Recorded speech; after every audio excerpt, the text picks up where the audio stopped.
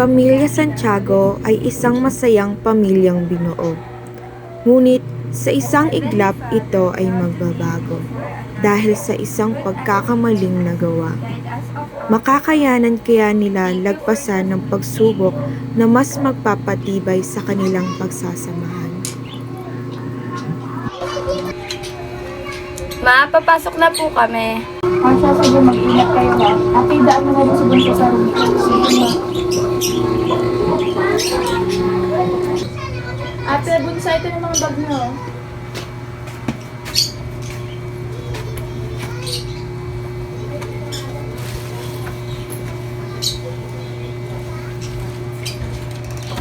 Nay, tayo na po kami. Ingat kayo ha. Opo.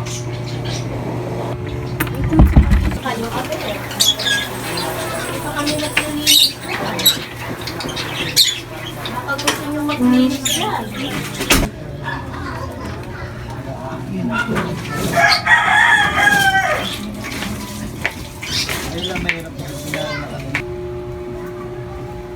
Pa, kumusta na pala yung apply mong agency? Tungkol doon ma, pupuntahan ko pa lang mamaya.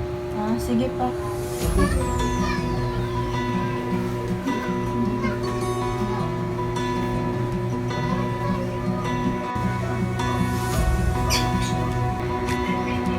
Maalis na ako ah. Sige pa, ingat.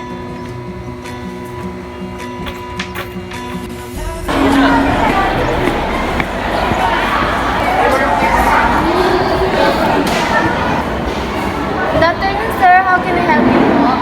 Hello po ma. Pwede ko po bang may tanong kung naaprobahan na po ba yung papeles ko papuntang Singapore? Sandali po, sir, tignan ko po muna kung nandito yung pangalan niyo. Ano po bang pangalan niyo, sir? Victor Santiago.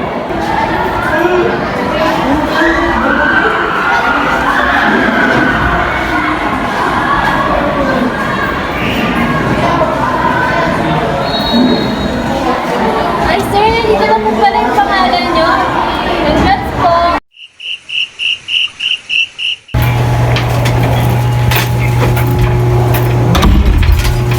Ma, nandito na ako. May nabili na rin ako ng makakain natin. Talaga pa? Sige, kumain na tayo. Ma, alam mo ba, may maganda akong balita. Natanggap ako sa trabaho. Talaga ba pa? Gandang balita yan. Pa, alis ka? Iiwan mo na kami? Pa, huwag ka umalis. Bunso, alis ako saglit. Ate Rian, kailangan ko umalis para mabigyan ko kayo ng magandang buhay. At sana maintindihan niyo. Pa, kailan ang alis mo? Sa susunod na buwan na ma. Makalipas ang isang buwan, dumating na ang araw ng pag-alis ni Victor.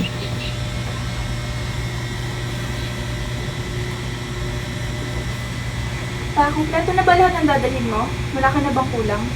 Okay na to ma, pahingin na lang ng jacket tsaka libro. Sige, kunin ko lang.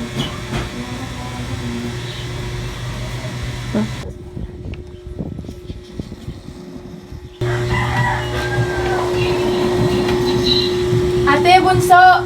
Alis ng papa niyo, magpaalam na kayo! Ate Bunso, tara na. Palabas na po, ma! Pa, alis ka na po. Opo mga anak, alis muna ako at magtatrabaho muna. Pero saglit lang naman ako doon. Iiwan mo na po ba kami? Ano ka ba Bunso, hindi kayo iiwan ni Papa? Pa, bakit ka aalis? Magtatrabaho lamang ako para sa inyo. Di ba pa may trabaho ka naman dito? Oh, pero hindi sapat yung kinikita ni Papa sa araw-araw at sa mga gustusin natin. Sa pagsugal ni Victor sa ibang bansa para magtrabaho, dito na rin magsisimula ang pagsubok na sisira sa kanilang pagsasama. Tarapitan natin.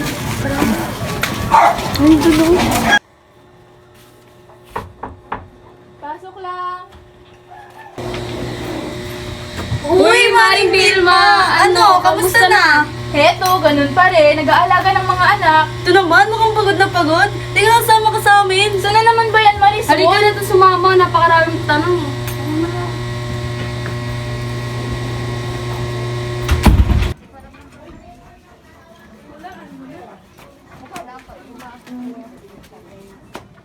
Mama,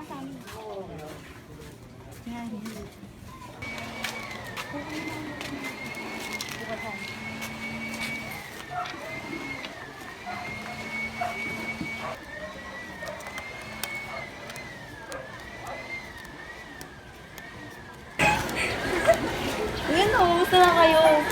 Ano lang? Tagal na natin din banding-banding Naku Marisol, ano na naman gagawin ko dito? Hay nako! Ano pa nga ba, di maglalaro. Ito naman, parang pinanganak lang kahapon. Mararanasan na ni Vilma ang pagkalulong sa sugalan at pagkatuto sa mga bisyo. Sa una ay madalas siyang manalo, ngunit may mga araw na minamalas siya. Sabi yung baso, paikat na.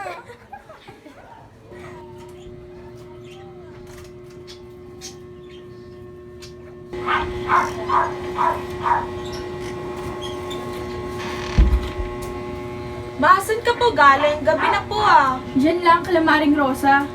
Ma, wala pa po tayong ulam pero nakapagsain naman po ako. Ma, ang sakit na po ng tiyan ko. Nagugutom na po ako. Wala pa po ba tayong pagkain? Eh anong ipambibili ko? Wala na akong kapera-pera. Yung tatay niyo hindi man lang maisipang magpadala. Ha? Sabi sa akin ni Papa, nagpadala daw siya sa'yo kahapon. Nagpadala? Ah, saan? Nako, Rian, huwag ka masyadong papaniwala sa sinasabi ng tatay mo.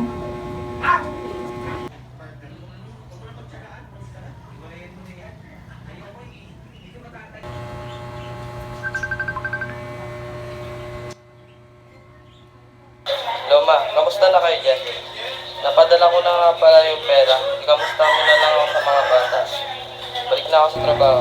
O sige na, asikasuhin ko pa mga bata. Rian!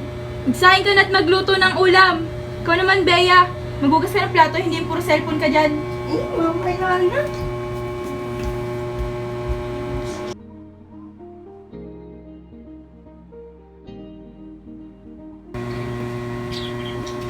Ma, kailangan ko na daw po bayaran yung tuition ko. Hay nako, ilang beses ko bang ulitin na hindi na ako nagpapadala yung tatay niyo? Ewan ko ba, baka may ibang pamilya sa ibang bansa. Kung gusto mo, para mabawasan ang hirap ng buhay natin, huminto ka muna sa pag-aaral. Kayong dalawa ni Bea, dahil wala akong panggasto sa mga gustusin niyo sa school. Dahil wala akong trabaho. Ma, ayoko po. Gusto ko pa po mag-aral. Eh di bahala ka sa buhay mo. Basta huwag kang panahingi sa akin dahil wala akong panggasto sa inyo.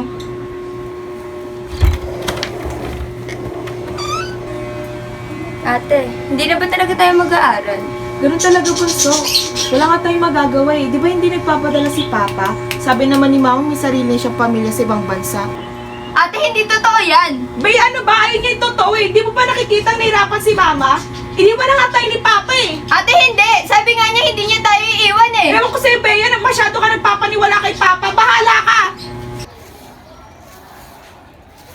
Habang nagkakagulo ang pamilya ni Victor, siya naman ay hinaharap at dinadanas ang hirap sa ibang bansa. Pre, pahinga ka naman. Kanina ka pa nagtatrabaho. Pati pagkain, hindi mo magawa. Halos pag ng tubig, hindi mo pa magawa. Pre, okay lang ako. Kailangan ko magsumikap para sa pamilya ko. Sa'yo, pre. Hindi na nga pinapakusak sa'yo ng misis ko ang mga anak mo. Oo nga. Pati yung asawa mo, mag-chat lang sa'yo pag mangingi ng pera.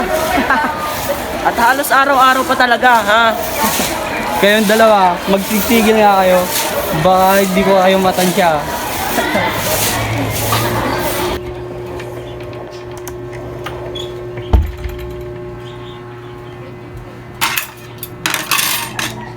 O bakit wala pagkain dito? Ate, si Mama nagwawala. Bakit wala pagkain? Eh ma, kami nga rin hindi pa kumakain kasi kanina ka pa namin inaantay. Di ba pinapautang ko kayo? Hindi na nga tayo pinapautang, Me. Eh bakit parang palagi kami may kasalanan? Ikaw nga gabi ka na umuwi. Wala kang karapat na sagot-sagutin ako ng ganyan. Anak lang kita! Ma, Wala kang tama modo. na po! Ate, okay ka lang ba? Nakpiyan, sensya ka na. Nabigla lang si Mama. Kasalanan to ng tatay niya. Kung papadala lang siya, hindi sana tayo gabi-gabi nagugutom. Kaya ako gabi-gabi umuwi para makahanap ng mga utangan. Iniwan na talaga tayo ni Papa. Hayaan mo ma, bunso, ako na lang po gagawa ng paraan para hindi na tayo aasa kay Papa. Dahil sa nararanasan ng magkapatid, nagdesisyon ng panganay na si Rian na maghanap ng mapagkakakitaan at ituwang pag-aalaga ng bata. Ginawa niya ito upang makapag-ipon dahil gusto niyang maipagpatuloy ang pag-aaral ng kanyang kapatid.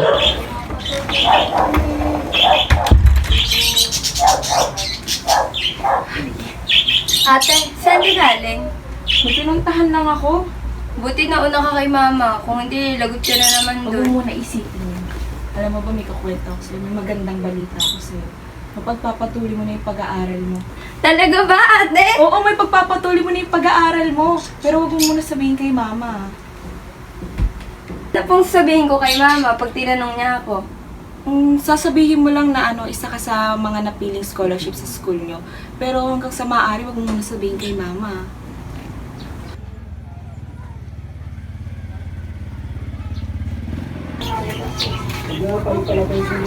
Ma, Bakit? makakapag-aral daw po ako ulit. Ano pumapasok na ko andyan sa isip mo? Eh ma, wala naman po kayong nagastusin eh. Tsaka nakapasok naman po ako sa scholar, kaya wala na din pong pera na kailangan. Hindi okay, dahil wala akong perang mailalabas sa'yo. Dahil wala akong perang maibibigay sa'yo. Opo ma, sinabi ko lang din po sa inyo. Ipinagpatuloy nga ni Bea ang kanyang pag-aaral habang patuloy din sa pagtatrabaho ang kanyang ate. Oh, yan, work na work ha. Pahinga ka naman. Papahingi naman ako, pero kailangan ko talaga magtrabaho kasi yung kapatid ko mag-graduate na din kasi ng high school. O bakit? Ikaw lang ba nagsusustento sa kanya? Oo, kasi yung tatay ko nasa ibang bansa, tapos yung mama ko naman anak na pinagbago. Hindi ko rin siya masisisi dahil sa ginawa ng tatay ko. Kaya ako na nagpapaaral sa kapatid ko ngayon kasi yung nanay namin wala rin namang trabaho. Tsaka gusto ko rin siya makapagtapos para hindi siya magulat sa akin. Alam mo, Rian, kung gaano ka kasaya sa nakikita ng mga tao, kapalit ka rin ang pinagdadaanan mo. Oo nga eh, sige na, tara na, magtrabaho ulit tayo. Ate, pasok na po ako. O sige na, baka malate ka pa. Te, may pasok ka po sa trabaho ngayon. Meron, ba't mo natanong? Wala po, halos araw-araw ka kasi pumapasok sa trabaho, wala kang pay-pay. Ay naku bunso, ayos lang ako. Ang isipin mo yung pag-aaral mo. Sipag naman. Hiyaan niyo po ate, pangako ko sa inyo ni Mama, makakapagtapos ako ng pag-aaral. Pero kung nandito siguro si Papa, siguro nakapagtapos ka na din sa pag-aaral. Oo nga eh, siguro kung tinutuon niya yung mga sinasabi niya sa atin, hindi niya tayo iiwan. Siguro nakapagtapos na rin ako, maganda na rin akong trabaho. Siguro may magandang buhay na siya sa ibang bansa, kaya iniwan niya na tayo. Sana nga po ganun. Kasi habang tumatagal na nakikita ko yung hirap ng sitwasyon ng buhay natin, mas lalong napupuno ako ng galit kay Papa. Hayaan mo na. Sige na, pumasok ka na, baka malit ka pa. Sige po, paalam mo na ako kay Sige. Mama.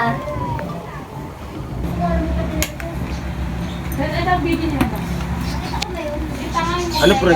Hindi mo na ba talaga i-extend pagtatrabaho mo rito? Hindi mo na pre, miss ko na yung mga mag-iina ko. Ay nako pre, hindi ka man lang kinakamusta ng mag-iina mo sa Pinas. Baka nga kinalimutan ka na ng mga yun pre. Yan na naman kayong dalawa. Hindi nyo kilala ang mga anak ko. Mababait at mahal na mahal ko mga yun. Yung mga anak mo, maaaring hindi namin kilala. Pero yung kasama mo, kilala namin yun. Diba pre? Cedric? Naman! Nangangamusta lang pag-iingi ng pera.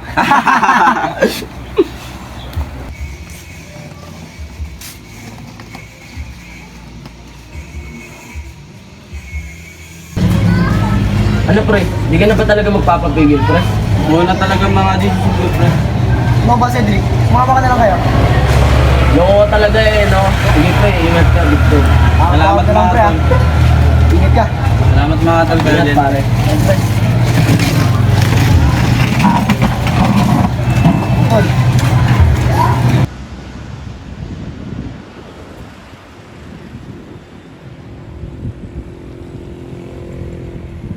Sa pag-uwi ni Victor sa Pilipinas, dito na niya malalaman ang mga ginagawa ng kanyang asawa.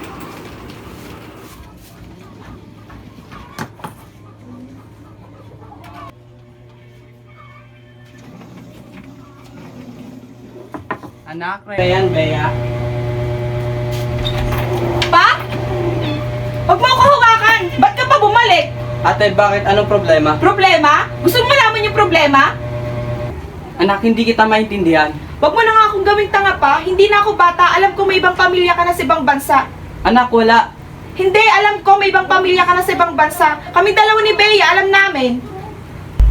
Anak, walang katotohanan lahat yun. Halos buong araw ako nagtatrabaho para lang sa inyo. Hindi ko magagawa sa inyo. Alam kong alam nyo yan. Ate, sino ba yung kausap mo at ang ingay-ingay niyo dyan? Pa?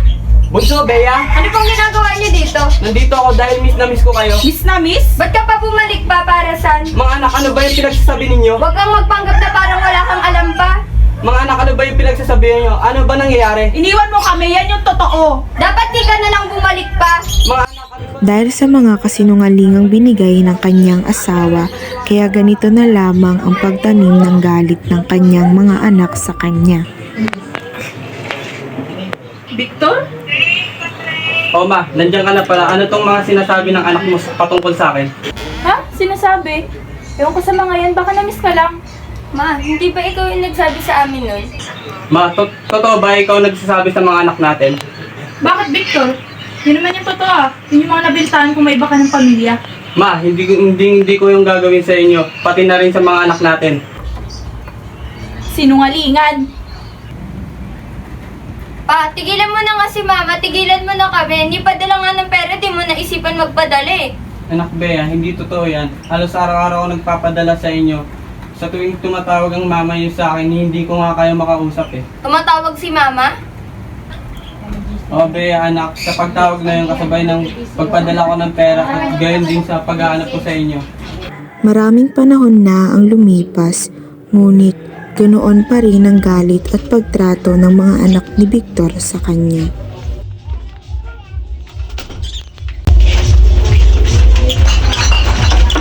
Mga anak, dito na si Papa, mga anak ko.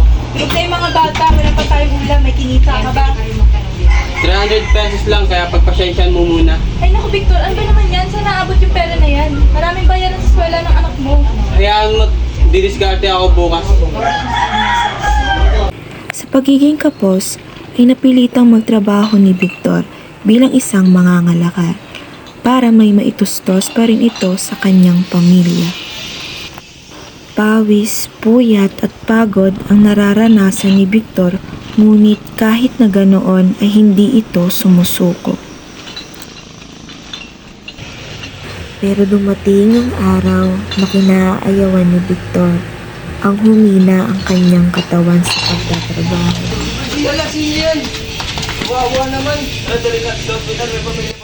Dahil sa nangyari kay Victor ay nahirapan na itong kumilos, kaya lagi na lang itong nakahiga. Ay naku, napakahirap na nga ng buhay natin Victor, tas ganito pa. Mapagpasyensya mo na, sisikapin kong gumaling agad para makapagtrabaho ko ulit sa trabaho. Dapat lang dahil nahihirapan na si Rian sa mga gastusin dito at nag-aaral pa si Bea.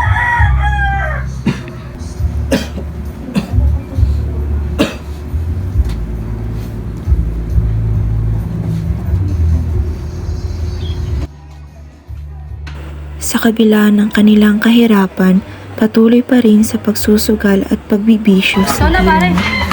Gino. Panalo na naman, Mare. Ba yan, talo na naman. Dinuduga mo ba ako? Anong dinuduga? Ba't kami sinisisi ng kamalasan mo? Ang kamalasan! Magbayad ka na! Teka, kuha ko ng pera. Ano kukuha ng pera? Bill, makilala kita! Sabing teka, kuha ko ng pera, di ba?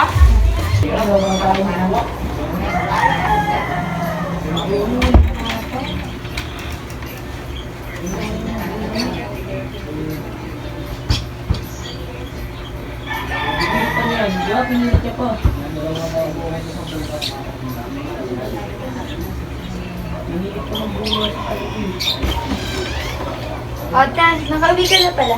Oo, kami kanina lang. Huwag mga anak, magpahinga, kumain muna kayo. Nasaan si Mama? Bunso, umalis kanina pa eh, hindi pa nga bumabalik eh. Baka may pinuntahan lang. Uy, Bayer! Yan yung narinig niyo yung pag-away sa kabilang skilita. Ano po nangyari? Sinong kaaway niya? Tama na nangyari! Huwag niyo survive yan, baliw lang yan. Ikaw baliw, Vilma!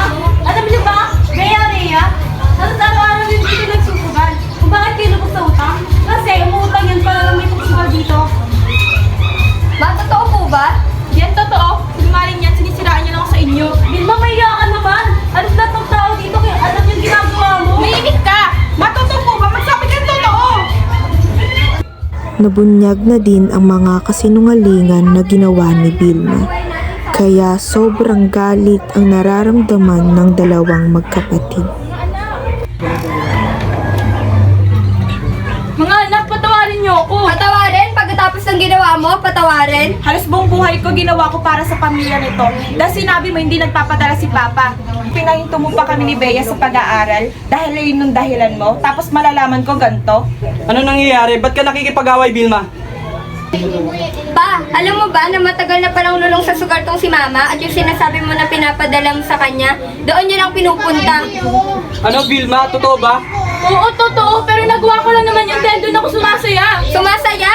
Pagkatapos na nangyari sa buhay natin, sumasaya? Niloko mo kami. Nagtanim kami ng galit kay Papa dahil sa mga sinasabi mo sa amin ni Bea. At naniwala kami dahil nanay ka namin. Pero hindi ko akalain magagawa mo to sa amin. Wala kang kwentang ina, Ma. Bea, Bunso, please patawarin mo si Mama. Hindi, Ma. Ang hirap mo patawarin dahil sobrang sakit ng ginawa mo sa amin. Alam mo ba, Vilma, maghiwalay na tayo dahil hindi ko na alam kung asawa pa ba ang tingin ko sa'yo. Go, please, wag ayoko. Lumayas ka na! Mamalis ka muna! Hayaan mo muna kami! Anak, please! Sorry, Pa. Sorry po sa mga nagawa namin. Okay lang yan, Bea yan. Wala kayong kasalanan. Ilang araw na din ang lumilipas, gumaling na si Victor sa kanyang sakit at pinilit niyang magtrabaho ulit, ngunit ayaw siya payagan ng kanyang mga anak. Sa bawat araw na naghahanap si Victor ng trabaho, dito ay sinisikap ni Vilma na bumawi sa kanyang dalawang anak. Mga anak, patawarin niyo na si Mama, oh. Sorry kung naging walang kwentang nanay ako sa inyo. Umalis ka na muna, Ma. Hindi ka pa namin kayang mapatawad. Siguro matagal pa bago ka namin mapatawad. Bea, Bunso, sorry na talaga. Umalis ka na muna, Ma.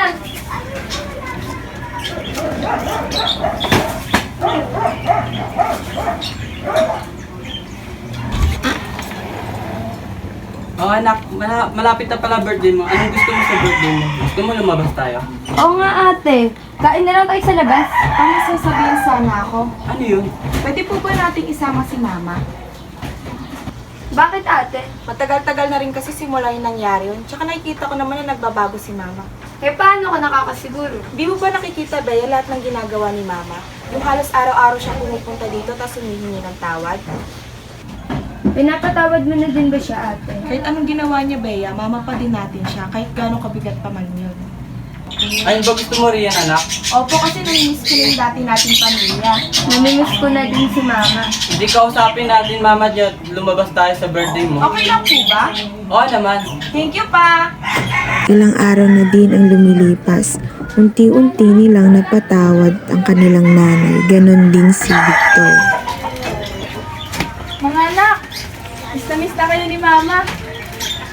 Sorry, Ma. Sorry po sa mga nasabi ko. Huwag kayo mag-sorry, ako dapat ang nangihingi ng tawad. Sorry, miss ka na lang po namin. Ma, pinapatawad ka na rin po namin, pati po si Papa. Talaga? Opo, Ma. Mabubuo na po ulit tayo. Halina kayo, pumasok na kayo. Miss ka na namin. Miss ko rin kayo pa. Sorry sa mga nagawa ko. Okay na, napatawad ka na namin. At saka matagal na yun. Kalimutan na natin.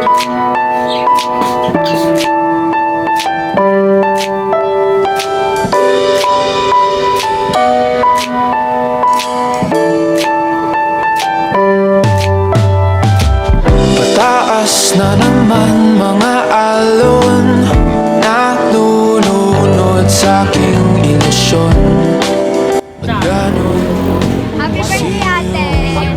Thank you, Ma. Yung pinakamasayang birthday mo. Siyempre, Ngayon kompleto na kaliwa naging kanan Nang biglang may napadaan Nagising sa katotohanan Sesa ako ngayon, mag-sento na ulit tayo. Oo naman, Ma. Sabi nga, di ba, kung mahal niyo ang isa't isa, magkakabalikan kayo. Salamat pa. Mahal na mahal ko kayo. Mahal na mahal ko din kayo. Sama naman kayo!